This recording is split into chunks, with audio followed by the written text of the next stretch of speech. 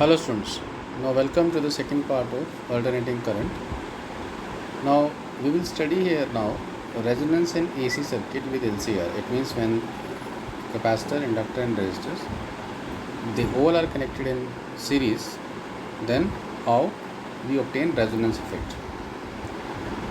Now we know that when XL is equal to XC, then we obtain resonance condition. As XL is omega L and XC is 1 by omega C, these things we have already studied in part first. Then tan phi is equal to 0 and phi is equal to 0 degree. It means now current and voltage are in the same phase. It means the circuit is totally resistive. So here you can see also, as impedance is equal to under root of R square plus omega L minus 1 upon omega C whole square, as XL is equal to XC, then total impedance will be Z is equal to R. It means circuit is purely resistive and maximum current will get E by R. Now in this condition what happened, the impedance is minimum and current becomes maximum. This is known as the resonance condition.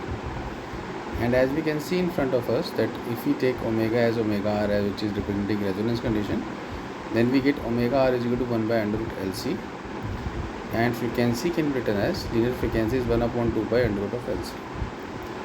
A resonance curve and quality factor, if we see here, we get this kind of structure if we plot the graph between I and omega.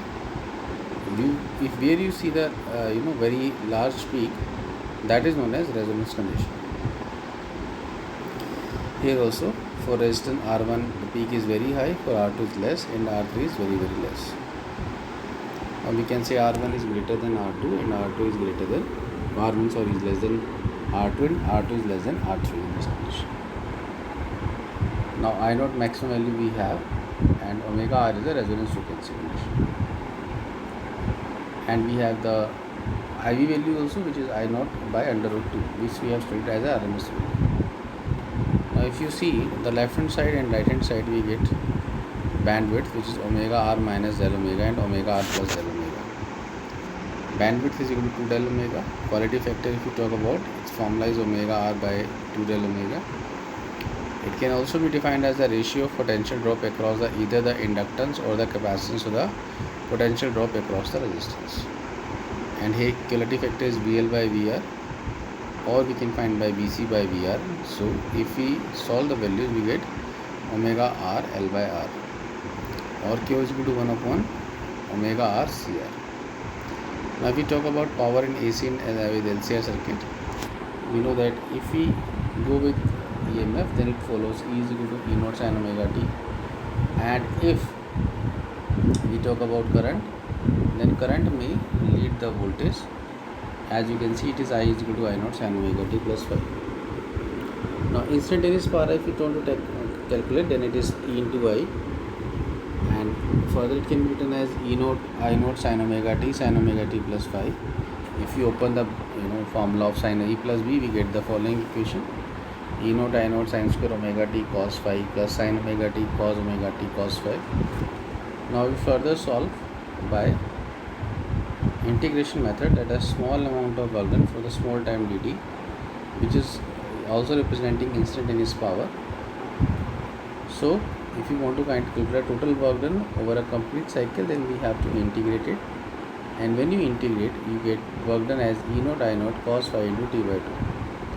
So average power is work done upon time, so you get E naught I naught by under root 2 cos phi, and if we solve it further by multiplying on both sides by under root 2, you get EV IV cos phi also, and cos phi is R by Z, so you can get the value of R is equal to under root of R square plus omega L minus 1 upon omega C whole square also.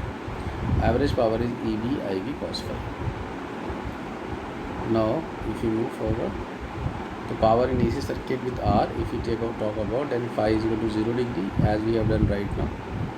So it will be only EV IV.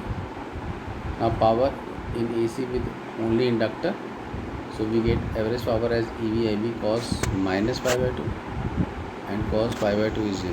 There is no power associated in condition of inductor or with inductor. Same you will get the 0 value with capacitor also. Now, what is the wattless current or idle current? As the name suggests, if we go with the plotting of relation between EV and IV, we get this kind of resolution of IV cos phi and IV sin phi. The component L cos phi generates power with EV. However, the component IV sin phi does not contribute to power along with EV, and hence power generated is zero. It means there is no loss of power in the case of wattless current. Clear?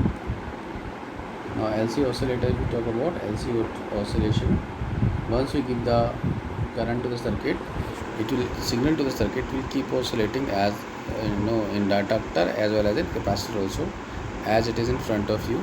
At t is equal to 0, electric energy is maximum and magnetic energy is 0.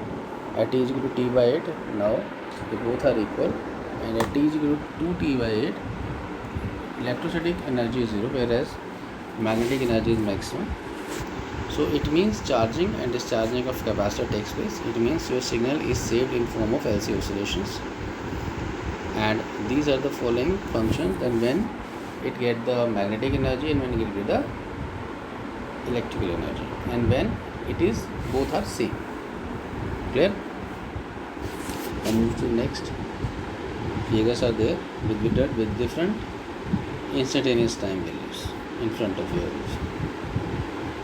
Now we are quoting undamped oscillations. When there is no loss of charge or energy takes place with time, it is undamped oscillation. But if there is loss of charge or energy with time, it is damped oscillations. Clear? So it is showing, both of them are showing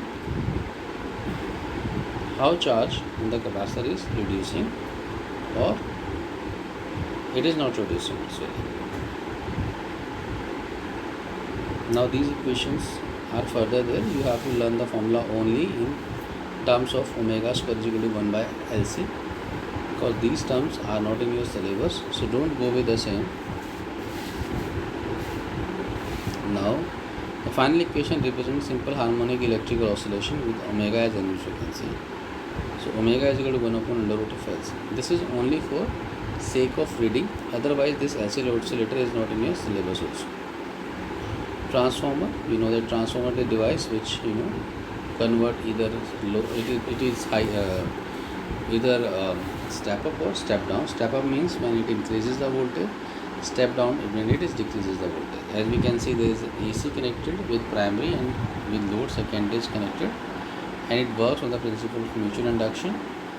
So there is a primary coil, voltage in primary, it is NP d phi by dt, and ES is equal to minus of NS d phi by dt. This formula you know that E is equal to N d phi by dt. This we have studied in electromagnetic induction. If we do ES by EP, we get NS upon NP, which is equal to transformer ratio, which is known as K. Clear? So ident transformer, whatever the output power you get is same as of input power which we have given. So if we solve it, we get this kind of relation between ES upon EP is equal to IP upon IS is equal to NS upon NP. Efficiency, if we talk about, it is output power divided by input power. That's why it is ES/IS divided by EP/IP. And for ident transformation, transformer efficiency is always 100%. Now step-up transformer, we know that number of secondary coil will be more as compared to primary. That's why in secondary induced EMF is more than of primary, but current is less in secondary in this situation. In step-down transformer, you get the just reverse of the same. Now there is energy losses and the transformer less copper losses because of heat. Now we can avoid it by using thick wires for windings. Flux losses in actual transformer coupling between primary and secondary coil is not perfect, so a certain amount of magnetic flux is wasted. Linking can be maximized by winding the coils over one another. Iron losses there, eddy current losses which I have already studied, it's a kind of loss. Hysteresis losses also there which we have studied in magnetism. So these kind of losses we study in transformer, and losses due to vibration of core also vibrate actually. So losses there. AC generator works on the principle of electromagnetic induction. So you can see the rings are connected with the brushes. When we rotate the this coil, it will rotate and will produce alternating current, and because of the effect of electromagnetic induction. Now principle, it is showing how it is working. So the we can find how the current is flowing in one rotation and the second rotation, and we get the alternating current effect over there. Now there is one coil which you can see in front of you. If we turn the coil, then flux can be changed either by B, A, or the angle between them. Theta is equal to omega t, phi is equal to NBA cos omega t. So induced EMF will be d phi by dt, which will be minus B NBA omega sin omega t. And we can take maximum value as E naught is equal to NBA omega, so E is equal to E naught sin omega t. So you can plot the graph like this between E and phi. So this is the last part of alternating current. So please revise it. Thank you, students.